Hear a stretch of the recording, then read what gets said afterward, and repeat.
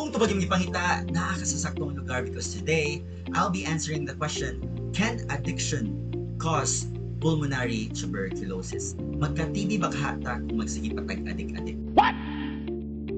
O, diba? Muna nga, watch till the end para at least malamdagan ka kung unsa bay dagan aning pag-adik-adik o naabay puruhan na pwede kang na magkasakit.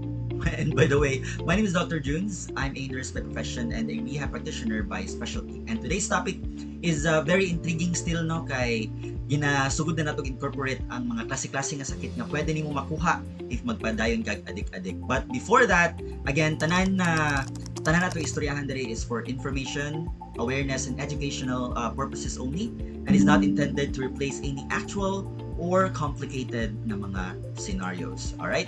And for today's question is, matupasong yun ganina, maka-cause baka ni TB ning pag-adik-adik? The direct answer to that, no, is a big yes. Humana. Humana to ang istoryahan. Yes, maradyo na ang tubagan. Now, ayan, kalamig sa pang background. Sige. Nice. Padayan pa mga motor. Sige. Sana all. Anyway, so yes, it can cause TB, but not directly, no, indirectly, but still dako gyud kayo chance na magka-TB ka. Now, when we say again addiction, it has a very high increase, no, especially with the risk of developing ginatawag nato nga pulmonary tuberculosis or common sa tuwa nga TB or PTB.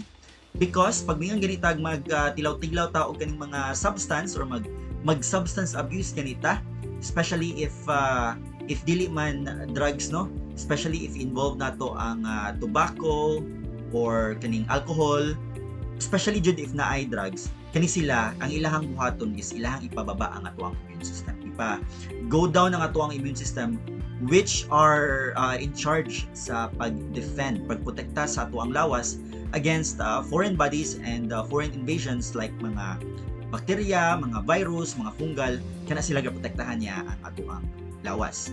Right? And if these are down, dali ra jud kaayo ta magkasakit. Okay? Mahimot ang vulnerable, and ang number one disease or condition or bacteria nga motapot sa atua is what we call the tuberculosis. Coming from the bacteria Mycobacterium tuberculi. Okay? So basically ang naa sa kagaw is either is what we call droplet, para ma-inhale nato siya diretso like 1 meter distance, no, droplet gikan sa nag-istorya nga naay TB, pwede ta matakdan, or pwede pod kaning ginatawag nato nga 6.5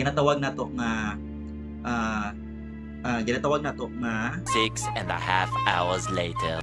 Ayun, so ginatawag nato nga droplet kanang 1 meter distance lang, or napud tay ginatawag pod nga airborne, like within the same room kung naay muubo itang tanan madamay ana. So it can be airborne and it can be droplet. Alright? So what happens is that if a person gets involved with substances, may it be tobacco, cigarette, vape, alcohol, or drugs for that matter, what happens is that ma-weaken ang immune system. Alright? So the addiction will often weaken the immune system, and if mabuhat na siya, iyang basically i-impair, no, iyahang piangon ang ability sa atuang lawas nga mukontra aning mga ginatawag nato nga infection. And as what I've said earlier, ang tuberculosis bacteria ang pinakauna nga mo take advantage for those people nga weak ang ilahang immune system. And in most cases, sa atuang baga mutapot ang kagaw. Alright?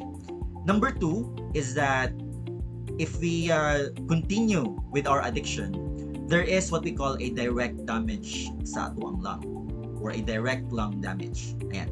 So basically, if we smoke or if we inhale drugs or any substances, this can directly damage the lung tissue, no? Kining mga parts sa atuang baga, and if damaged na sila, it will be easier for like mga ginatawag nato nga infection, especially with TB, no, nga mo take hold sa anak nga area o mutapot siya o dito siya mupuyo o create of damages.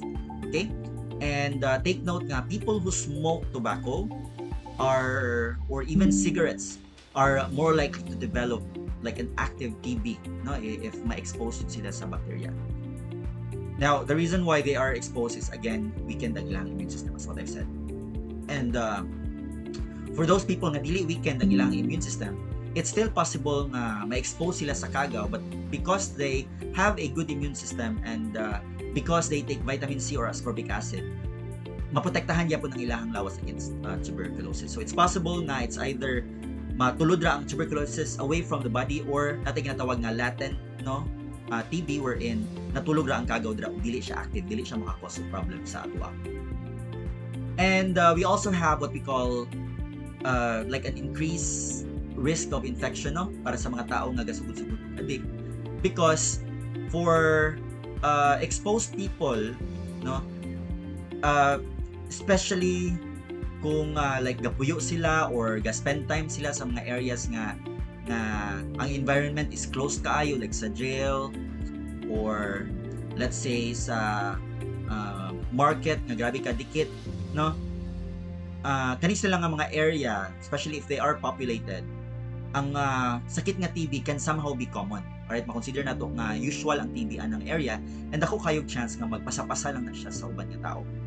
And if in that case, no, nga na ay common TB, and especially nga crowded kaayo ang area, it will be considered nung or it is possible no kana pud nga area na ay poor ventilation, dili proper ang flow sa air, kumbaga magbalik-balik lang ang air, magbalik-balik kaniyang air, dako kayog chance nga magpinasaha lang dayon tinatawag na to tuberculosis.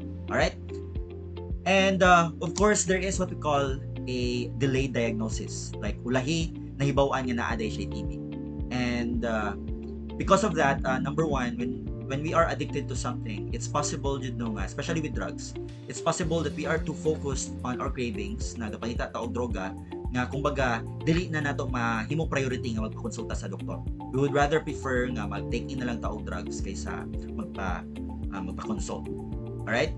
And it's also possible that when there is addiction, there's gonna be a neglect of personal health, and with a delay nung gakahitabo, posible jud kaayo nga mahimong lala ang tuberculosis nga naa sa lawas, and makonsider dayon siya nga untreated or diagnosed tuberculosis. Magluya, no, mapangit ang masamot o kapangit ang dagway or dating sa usa ka tawo nga na TB plus gatake pa jud og drugs, and sa ani nga tendency dako kayo problema because it might be too late na nga magpanambal ang usa ka tawo. Okay, so muna siya ang upat nato nga makonsider nga nung mingon jud tag yes magka-TB, pwede jud yung magka-TB ang usa ka tawo nga nag-addict. Again, weakened immune system, direct lung damage, and also increased risk of exposure with other people, and of course delayed diagnosis. Okay, now overall kaning tuberculosis kaning addiction jud dili man jud hinuon siya direct jud nga maka-cause of tuberculosis. It is indirectly being done because again of the cravings, mas ga-focus siya dira, siya gamay sa iyang health, muna siyang dira na dayon magsulod ang TB infection. Alright, and just to give you an idea kung unsa bay naa aning tuberculosis, I've already mentioned the way of transmission niya kaganina, but let me also mention the symptoms if ever nga magka-TB ka. So if ever nga magka-TB gani, musulod na ang infection sa lawas, very or highly contagious kayo ang tao, especially if dili siya manambat. Okay? But other than that, ang mga symptoms nga makitaan sa iya is number one, magniwanga jud kayo siya, no? Because apart from addiction, wala siya gana mukaon tungod kay number two, sige siya gubuha nga gahi jud kayo, very productive, no? And it's possible pud nga with number 3 na ay phlegm involved ani, because again there is an infection already in the body. And if naa gani phlegm involved sa lawas, it's possible jud kayo nga maglisod siya og tulog kay sige man siya ubuha, sige man siya paningkamot nga ubo, maglisod siya og tulog, so there's insomnia.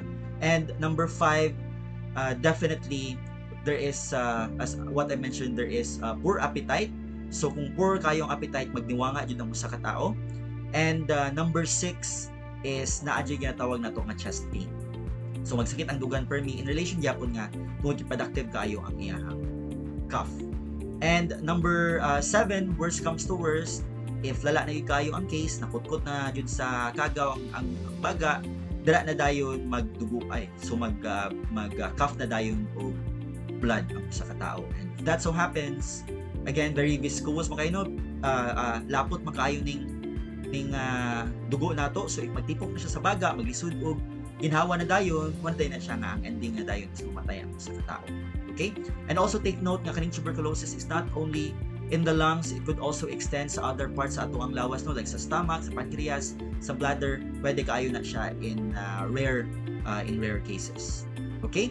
Ang pagpanambal og TB, it is a consistent way of treating yourself with TB nga for 6 months. Continuous ang pagpanambal nimo, depende sa imong timbang, and dapat compliant kaayo ka. And for you to be able to find out, the best way to do so is to have yourself check sa usa ka medical practitioner. Okay? Alright. So, hopefully, naamoy natun-an sa ato ang discussion karon. If you do have questions or concerns, feel free to write your comments or questions down below. Do not forget to hit on the like button, share, and also, most importantly, the subscribe button. And guys, always remember, sulay-sulay ta o gugma, but ayaw lang yun sulay o droga. Ayaw din. Hi! Ganun ba ka sa video yung nakita karon? If so, do not forget to hit on the like, share, and subscribe button. And of course, apila na lang po ang notification bell para at least ma-inspire ko nga magpadayon og buhat sa mga ing-anihang klase nga videos.